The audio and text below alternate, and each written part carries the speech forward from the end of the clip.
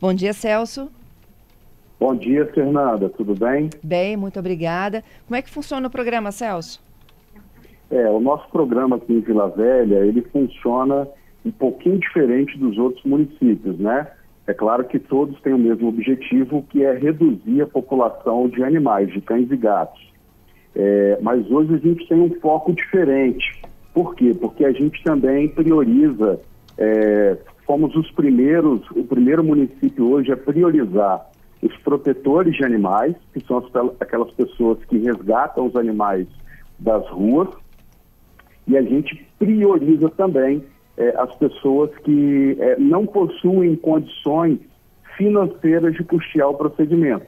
Então, assim, o objetivo nosso é priorizar aquelas pessoas que realmente lutam pelos animais, que são os protetores, e as pessoas hoje de baixa renda.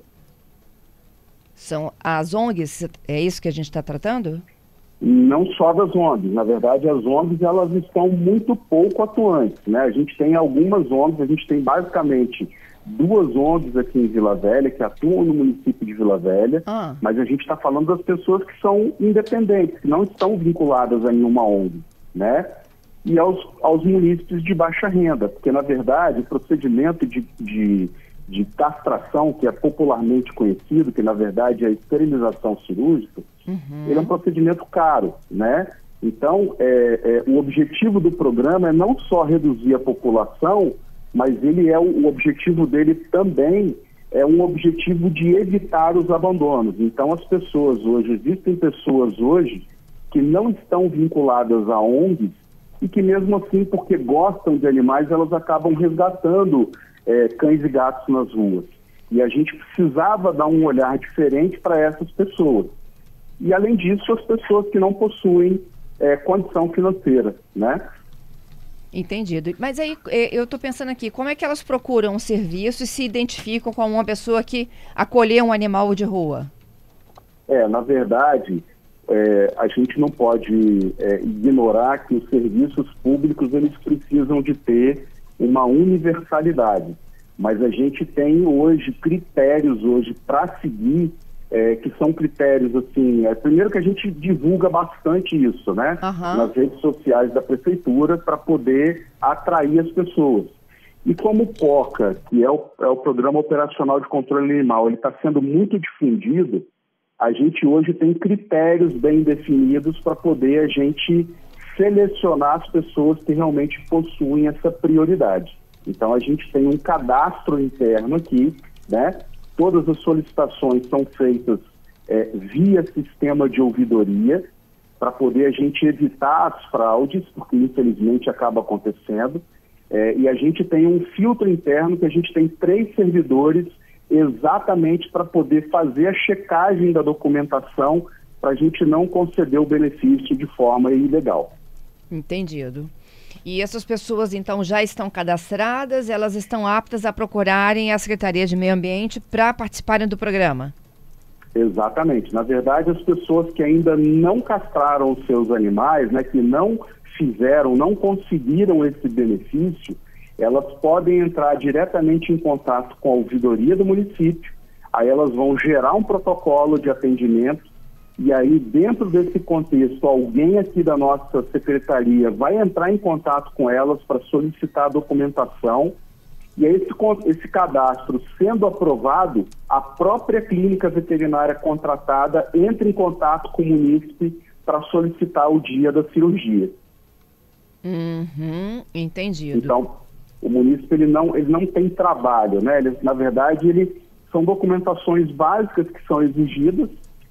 E a própria clínica veterinária vai entrar em contato com ele para o dia dele levar o animal. Se for dele, tudo bem, mas se for de protetores de animais, o animal que foi resgatado, para poder levar para a clínica veterinária para fazer todo o processo de triagem, né, que é a avaliação clínica, a coleta de sangue, a microchipagem, e depois fazer o procedimento cirúrgico. Entendido. Celso, quantas cirurgias dessas vocês conseguem realizar? Normalmente a gente tem uma média aí estabelecida de 400 a 500 cirurgias por mês, né?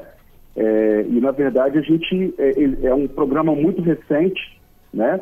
É um programa que existe efetivamente a partir de agosto de 2022, já tem aí um número bem expressivo. A gente já tem mais de 7.500 castrações realizadas.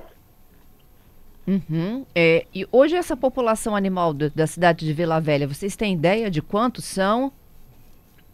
Temos sim. Na verdade, os municípios, eles precisam, na verdade, fazer exatamente isso para poder mensurar o alcance e o trabalho a ser feito, né, o objeto contratual. Uhum. Vila Velha hoje possui a segunda maior população de cães e gatos do Espírito Santo, que gira uma estimativa que é feita a partir de cálculo estatístico com relação à população humana.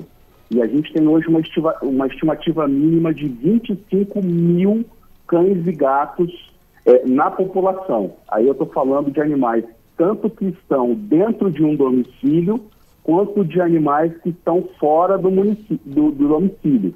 Então eu tenho 25 mil animais hoje que estão em vias públicas e tem em torno de 100 mil animais que estão dentro das residências. Nossa, deixa eu entender. 100 mil animais é a população de gatos e cachorros de Vila Velha, é isso?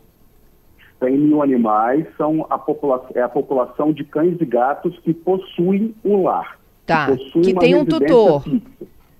Exatamente. E 25 mil são aqueles que estão nas ruas. Abandonados, é isso, Celso? Exatamente, que vivem em vias públicas.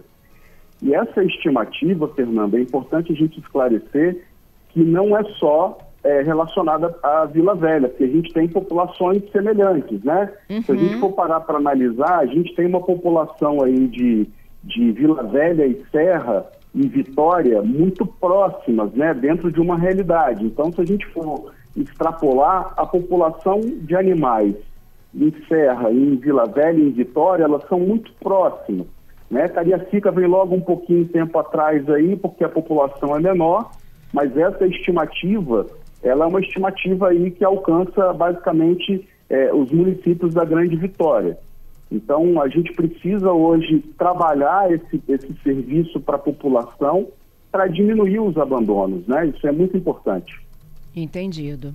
E esses animais que estão nas ruas, eles foram abandonados ou eles, na verdade, eles vêm de um processo, né, de abandono, mas que estão se procriando? Exatamente. Na verdade, a partir de 2020 é que se começou a fazer alguma coisa pelos animais. E as pessoas até acham, Fernanda, que isso é uma coisa supérflua, né? Superficial. Uhum. E, na verdade, esses animais, eles deveriam estar tendo algum tipo de assistência há, no mínimo, 30, 40 anos atrás, quando a população era muito menor.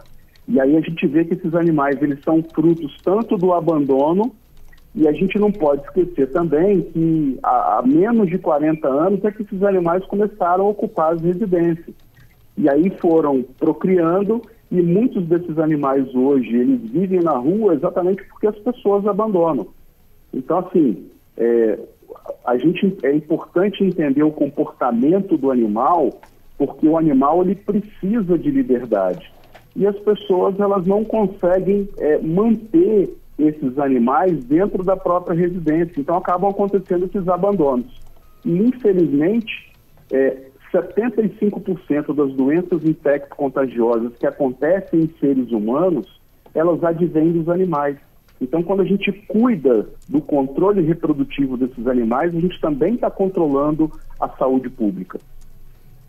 É isso. Vamos lá, eu já chego aqui com algumas perguntas dos nossos ouvintes, moradores aí de Vila Velha, tá? O Giovanni, por exemplo, diz o seguinte: na praia de Taparica tem um caramelo que é muito dócil. O que a prefeitura pode fazer por esses animais? Na verdade, as pessoas, a gente vê que elas têm uma empatia com os animais, né? E o que a prefeitura pode fazer é exatamente o que está sendo feito agora, que é o que a gestão Arnaldinho Borgo ela implementou, que é o controle de natalidade para que esse animal aí, o caramelo, ele não se reproduza, né? Para que ele viva a vida dele da melhor forma possível e para que ele não se reproduza. E, ao mesmo tempo, a gente tem um serviço de resgate de animais abandonados que estão numa condição de risco iminente de óbito. Ou seja, os animais que foram atropelados, mutilados, ou que estão muito doentes e que vivem nas ruas. É importante a gente frisar isso para a população, né? Os animais que vivem na rua, esses animais a gente tem um serviço de resgate, onde esses animais são recolhidos, são tratados, são castrados e são muitas vezes ou direcionados para programas de adoção ou são devolvidos para o meio ambiente no formato de reintegração.